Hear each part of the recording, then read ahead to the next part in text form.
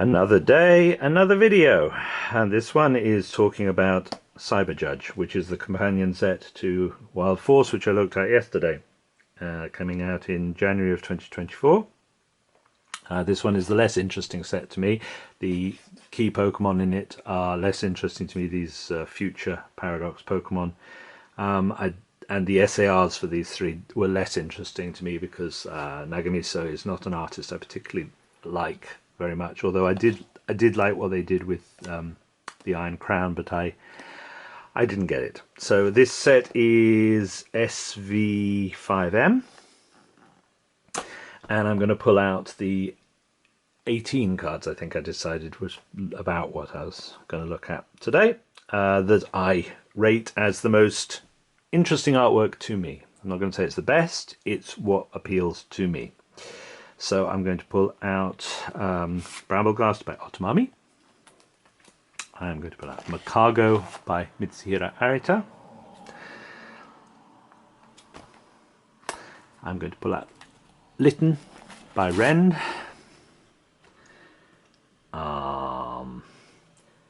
Electivire by Yuya Oka. Zeraora by Kantaro. Girafarig, oh, there's two there. Girafarig by Matazo. Cutiefly by Sekio. We love Sekio. Yeah. The Meditite by Natsumi Mayanose. This disappointed me. Bantoju's Excadrill. Yeah, I'm not. This is not a negative video, so we're not talking about negatives. Aspara's Mawile. Nisimono's Lickitung.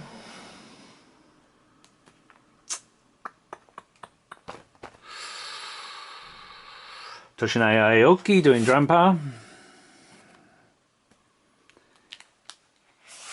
Tairakitsu doing Code Maniacs, whatever it's called. I don't know, can't remember what the English is, but Tairakitsu. And then let's see. I don't really want to talk so much about these full art because they have this advantage of being big brash cards, but the four that there's six we'll pull out as ones that really impress me, or impress me more. Yeah, we'll look at those at the end. So, right. So frustrating. This Ace Spec card is not in here yet. I have got it on order, but the one I originally won on an eBay auction, the seller lied to me. They didn't send it. I ended up getting a refund, but yeah, that was annoying. I hate having holes in my binder. So I'm going to pull the camera in a little bit here, or quite a lot of it, and we are going to look at these cards one by one and see what I can say about them. So,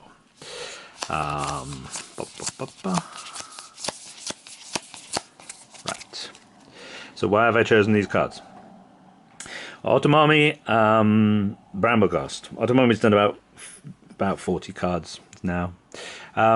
This is a bit more sophisticated than their normal cards. I mean, she's a great artist, but she's done. You get this a lot recently in cards. I've noticed that they've used computers to do blurred backgrounds and stuff.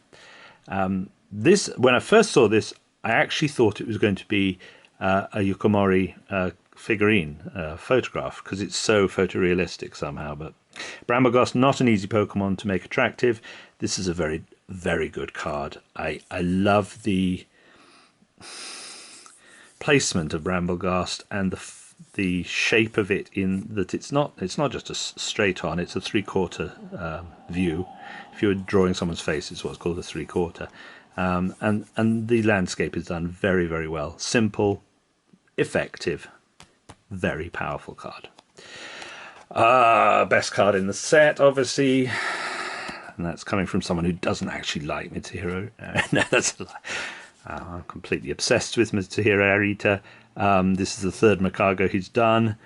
It's just, I mean, flawless. And thank God it's a holo as well, because it just... Oh. Wow! Look at the art on that. And you've got to remember, this is Macago. I mean, not an attractive Pokemon. Arita always nails it. Brilliant. Love Rend. We all love Rend. But not my favourite Rend. Probably my least favourite Rend. The two in this set actually just not quite as good as his previous couple. Litten too big in the picture, I think, and too big in the head, and it. I would have preferred a different composition to that, but very, very good. I mean, skillful painting. Again, with this sort of blurring background that Ren tends to do. Love Yu Yorker. I love Electivire. It's perhaps not the most interesting of cards. It's okay. It's incredibly competently painted. Love this the right hand coming forward with all the crackles. Really good, but I think it's just the environment that it's in is not that interesting to me. But still very good. These are all very good. That's why I pulled them out.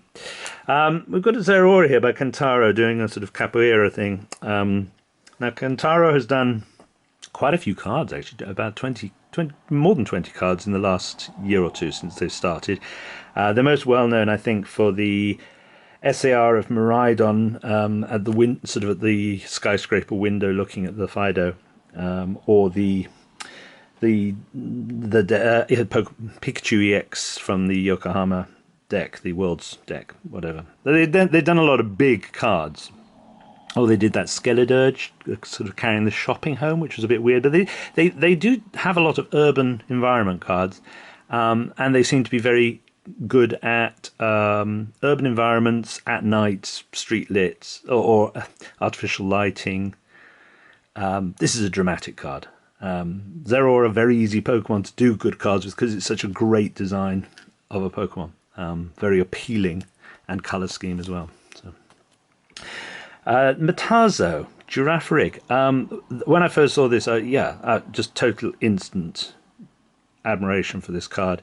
They've done 3 cards so far. They did the Blitzel AR, the sort of 2 Blitzels in the Dark Forest, and they did a Lapras in Obsidian Flames. Again, in a very loose, painterly style they've got. Very, very good artwork. And this is probably the best Girafarig card there's ever been. Distinctive style. Love the somber tones of this card, actually. You know, there's nothing bright in there. The lighting is almost like a thunderstorm, lightning.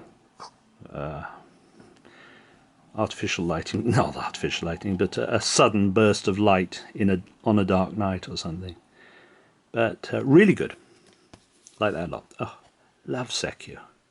There's no one like Sekio. Beautiful watercolor, and it's Cutiefly, which is a rubbish Pokemon, but that is an amazing. You've got the straw hat here, and the roses, brickwork. Yeah, excellent. Oh wow, yeah, this is Natsumi Mayanose, who is not an artist, I think, that has ever done a card before, so this is their first one. Again, the colour, the drab colours of the stuff is quite similar to the Girafarig. Very painterly style. I don't like Meditite. It's like a blue baby in a nappy or something. But that is a dramatic card. Love it. I mean, look at the way the background's been painted. Really good. And somber, but having the somber tones of the background really sort of brings the blue of Meditite out. Very good. This is Aspara, who I do like a lot, and Mawa's actually got a lot of good cards over the years, and I think it's probably because it's such an interesting design of a Pokemon. It lends itself to being to all sorts of different ways of being portrayed in a card. This is very dramatic, having it in the snapping jaws on the back of its head, coming forward like that, and you just got the sort of side eye of Mawile. Clean graphic style, bold colours, really solid card. Really, really good. Oh, I love this one. This is Nisimono. I can't tell you a lot about Nisimono's art. I will have to go and do my revision, but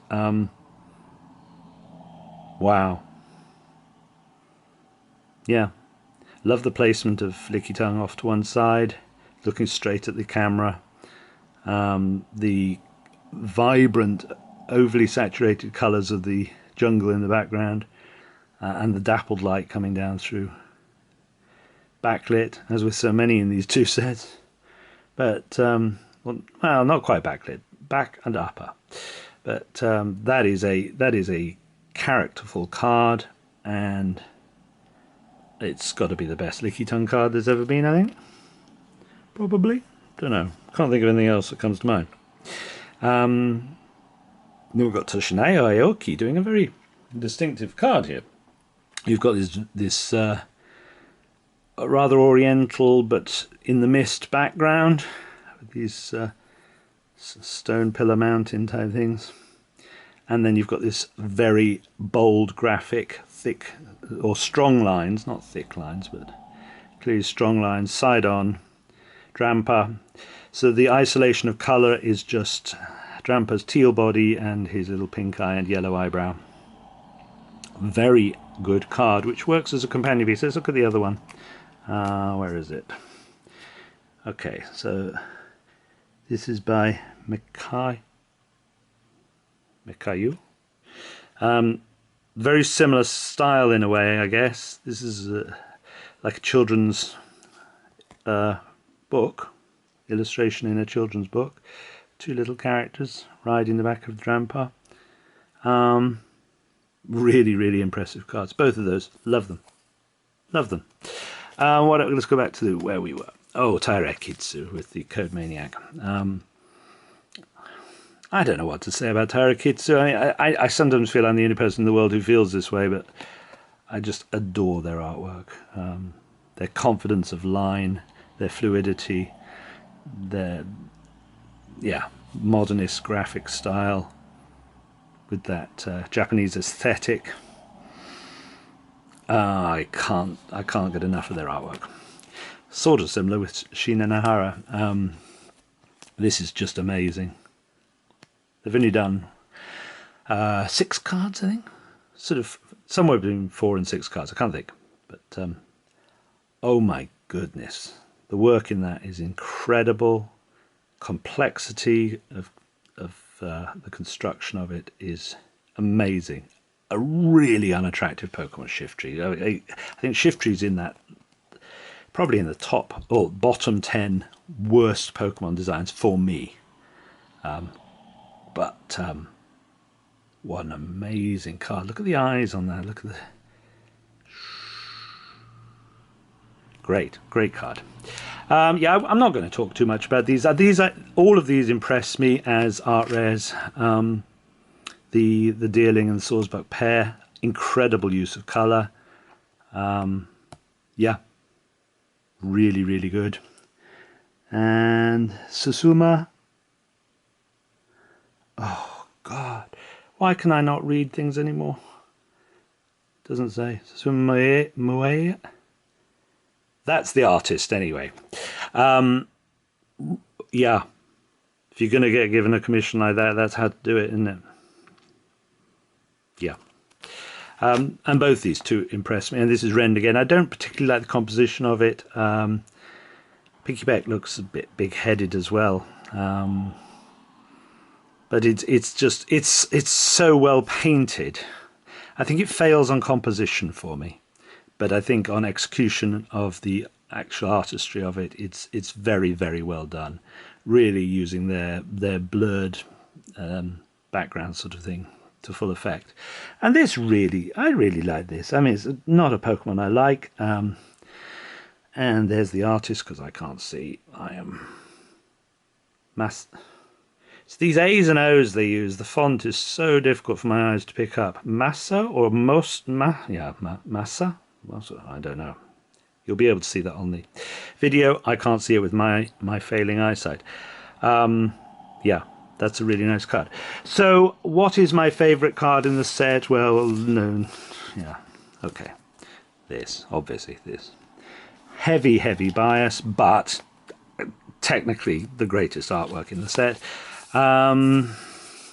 All of these, you know, I mean, the two that really, no, I say three, let's say three that I was sort of like, oh wow, probably these three, and there's something similar about them in the tones and the painting styles of them. But all of them were artists that that weren't really on my radar at the time, and I just thought, oh yeah, someone's turned it out on those three cards. And of the three, I think this one appeals to me the most. I think that is just great. So I'm going to give that second place, probably. And yeah, well, everything else gets third place because they're all good. They're all good.